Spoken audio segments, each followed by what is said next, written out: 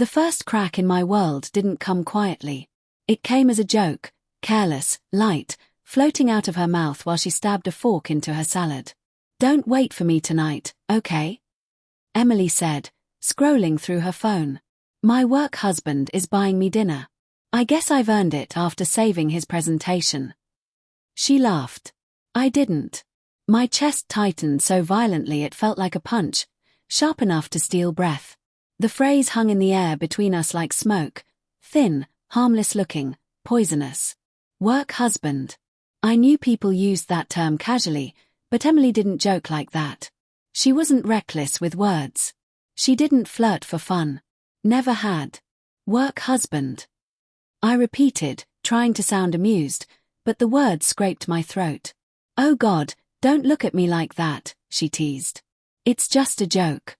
Every office has this kind of banter. You're so dramatic, Noah." She said it playfully, but the way she avoided my eyes when she lifted her glass told another story. That was the first time I felt it, a quiet, cold shift. A piece of ice sliding into place somewhere deep inside me. And once that coldness settles, everything feels different. The night she went out to dinner, I found myself pacing our living room, checking the clock every 10 minutes. 7:30, 8, 9. At 9:30 I texted her. "Everything okay?" She didn't reply. At 10:15 I called her. No answer. At 11, the door opened. She slipped in quietly, her hair messy from wind or fingers, I couldn't tell, and her cheeks were flushed with a glow I hadn't seen in months. "Hey," she whispered, almost startled to see me awake. "Why are you still up?" I didn't know how to answer that. I didn't know how to say, because the thought of you laughing with someone else makes my skin feel too tight. I didn't know how to say, because your joke hit me like a knife. So I just said, I couldn't sleep. She gave a stiff smile, something guilty flickering behind her eyes, then hurried to the bathroom, locking the door. I listened to the water run, imagined it washing off someone else's cologne. I hated my own imagination. It wasn't loyal to me. The next morning, things felt normal. Too normal. She hummed while making coffee. She kissed me lightly. She said she was excited for a new project starting at work. But her phone stayed face down. A new habit. A habit that grew roots. By the third week, she became a different woman. Distracted, eager to stay late, constantly texting, constantly smiling at things she wouldn't show me. She still hugged me, still called me love, but something in her warmth felt rehearsed, as if she was imitating the memory of who she used to be with me. And I tried not to overthink.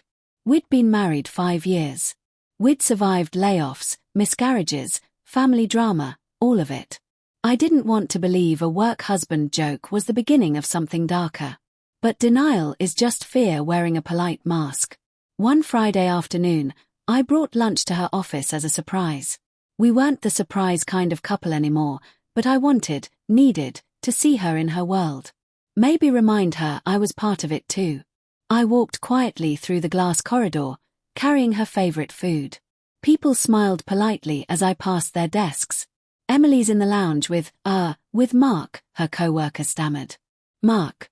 Work husband had a real name. I stepped closer before she could warn them. The sound of Emily's laugh floated out from behind the wall. Soft, warm, intimate. A kind of laugh that curled around your senses. A laugh she hadn't shared with me in months. Then I heard his voice. Deep. Confident. Familiar, like a man who expected people to listen. "You know, Em, if I had someone like you waiting at home, I'd never leave the house." Her laugh faded into something quieter, embarrassed, flattered. "Stop it," she murmured. "You're trouble." My heart slammed against my ribs so hard my hands trembled. I wasn't breathing. I wasn't thinking. I stepped into the doorway. Emily froze mid-smile, her hand still cupping her coffee mug. Mark leaned back, smirking at me without shame. Without fear.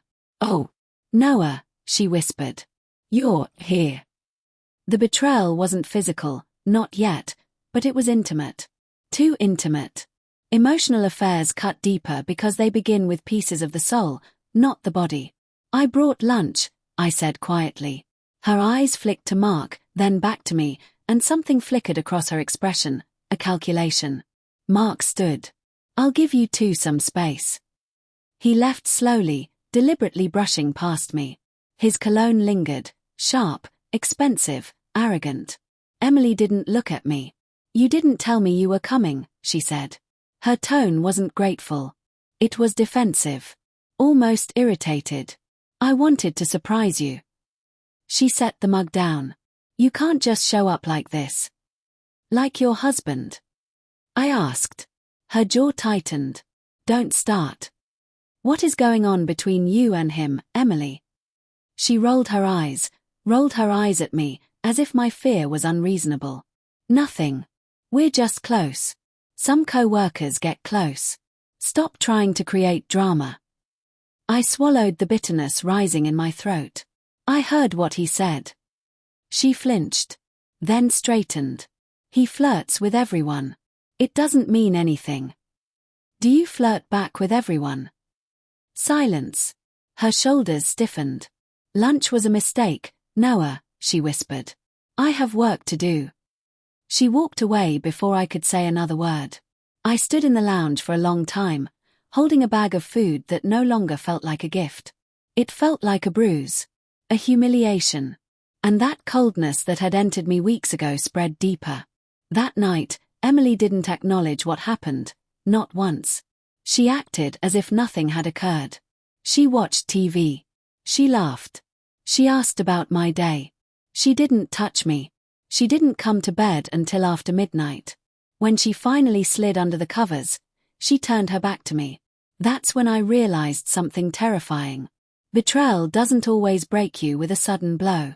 Sometimes it dissolves you slowly, molecule by molecule, until you're not sure who you are anymore. The next 2 weeks were a quiet war. She stayed late almost every night.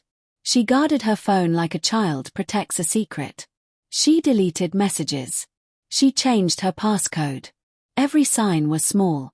Every sign was deniable. But denial and truth began to wage a silent battle inside me. I tried to confront her again, gently this time. I feel like I'm losing you. You're not, she said quickly. Too quickly. You're overthinking. You've always overthought everything. I'm trying to understand. Noah, stop. Her voice cracked with strain. I'm stressed. That's all. Stop making it about you. And that cut deeper than anything. It wasn't just distance now. It was blame. A few days later, my friend and co-worker Olivia asked if everything was okay at home. I must have looked worse than I realized. When I finally talked, the words came out in fragments. She jokes about a work husband, goes out late, hides her phone. I don't know what to think anymore. Olivia frowned. You need to know the truth, Noah. Whatever it is. I'm scared of the truth. Sometimes the truth is the only thing that saves you.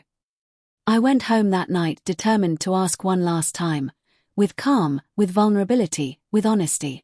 But when I walked in, I found Emily in the kitchen, smiling softly at her phone, thumbs moving fast. She didn't hear me enter. She didn't see me watching. She didn't see the way her smile faded the moment she sensed me standing there. She locked her phone instantly. And for the first time in our marriage, she looked guilty. Truly guilty. Noah, she said quietly, don't do this right now. Do what? This interrogation. This thing. Just stop. Emily, I just want to understand. There's nothing to understand. Her voice shook. You're imagining things. Then unlock your phone. Everything froze. Her face went blank. Her breath hitched. Her hand tightened around the device like it was oxygen. No, she whispered. And with that one word, small, quiet, fragile, my entire world split open. Not because she said no, but because she was afraid of what I might see. I didn't yell. I didn't threaten. I didn't cry. I just stood there, feeling everything inside me turn hollow. Emily, I said, barely above a whisper, what are you hiding from me? Her eyes filled with something I couldn't read, fear, guilt, anger, maybe all of it tangled together. She walked past me. I need space, she said. Just, give me space. And she left the room. But I already knew.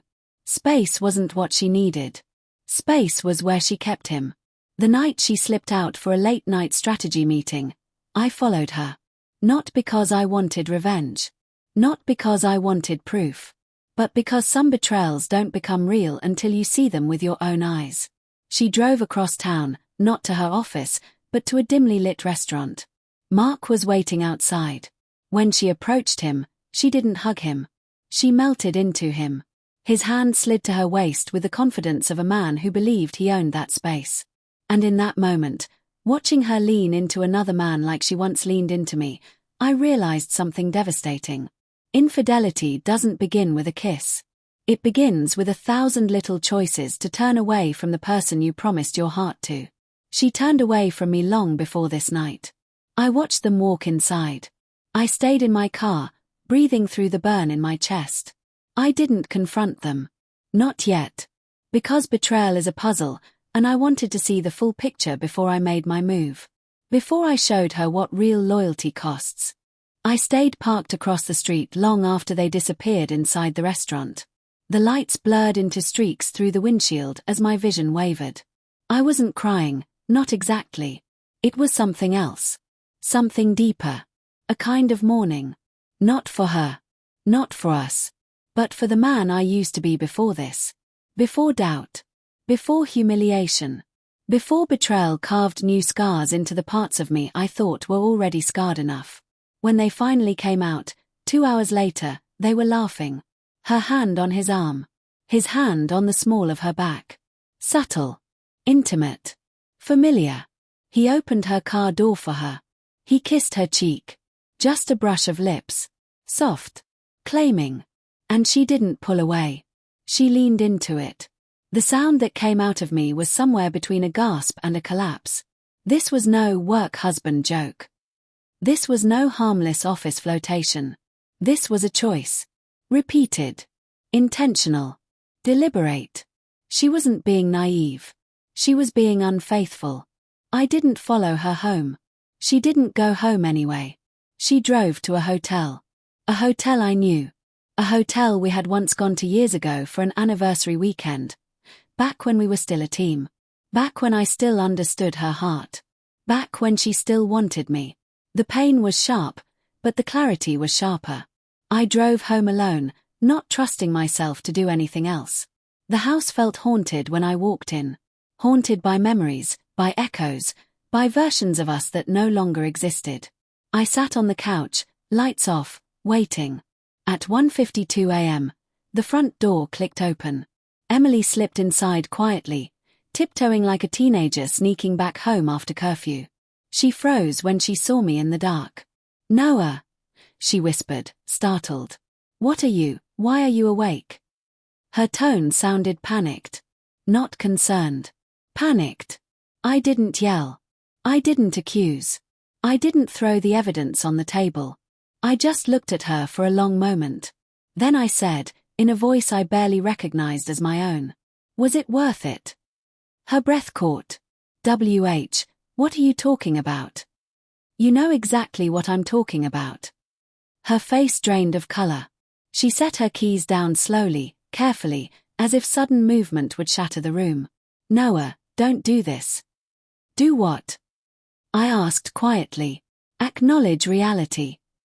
She swallowed hard. Her hands trembled. She wasn't denying it, not really. Her silence was confession enough. "You followed me," she finally whispered. "I wanted to understand what I did wrong," I replied. "Turns out, I didn't do anything. You just wanted someone else." She shook her head quickly, tears filling her eyes.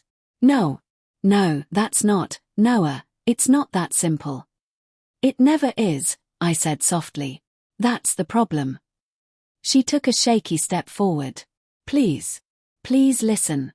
I didn't plan for any of this. It just happened." "It didn't just happen." My voice sharpened. "You don't accidentally end up in a hotel with someone. That's a choice." She covered her face with her hands, shoulders trembling. "I'm so sorry." The apology hit me wrong. Because it came too late. Because it came after she'd already given parts of herself away. Because it wasn't meant to heal me. It was meant to soothe her guilt. I stood up. Emily, I saw you. At the restaurant. And outside the hotel. Her knees buckled. She gripped the edge of the wall as if the confession itself was gravity crushing her. Noah, I'm sorry, she whispered again. I closed my eyes, inhaling slowly. I don't want your apology, I said. I want the truth. We sat at the dining table like strangers. She wiped her eyes repeatedly, calming herself enough to speak. It started a few months ago, she said. After my miscarriage. I felt lost. Empty. You became distant. Quiet. I didn't feel seen. The words hit hard, even through my anger. Because there was truth in them. Ugly, painful truth. I didn't mean to pull away, I murmured. I was grieving too. I know, she said, softer now. But grief turned us into roommates. Not partners. So you found a new partner? I asked bitterly. No. She reached for my hand, I pulled it back. Her voice cracked. I didn't go looking for it. He was just there. He listened. He made me feel alive again. And I didn't. She broke then, really broke. Noah. I wanted you to fight for me, she whispered. I wanted you to notice how far I was slipping. I stared at her in silence. I did notice, I finally said. I noticed every day. But I thought you needed space. I needed connection. Tears streamed down her cheeks. I needed something. And he gave it to me. A sob tore from her chest. Raw. Loud. Human. I hate myself for this, she said. I hate what I've done to us. I leaned back, chest tight, emotions swirling violently. Anger. Heartbreak. Understanding. Resentment. Regret. All of it tangled into one impossible knot. So what now? I asked quietly. What happens next? She looked at me with shattered eyes. I don't want to lose you, she whispered. I want to fix this. I'll block him. Quit my job. Go to therapy. Anything. Just, don't give up on me. She was pleading now. Desperate. Terrified. And for the first time since this nightmare began, I saw the woman I married, not the stranger she became. But the wound was too deep. Too fresh. Too bleeding. And trust. Trust once broken isn't something you glue back together overnight. I rubbed my chest, voice trembling. I don't know if I can come back from this.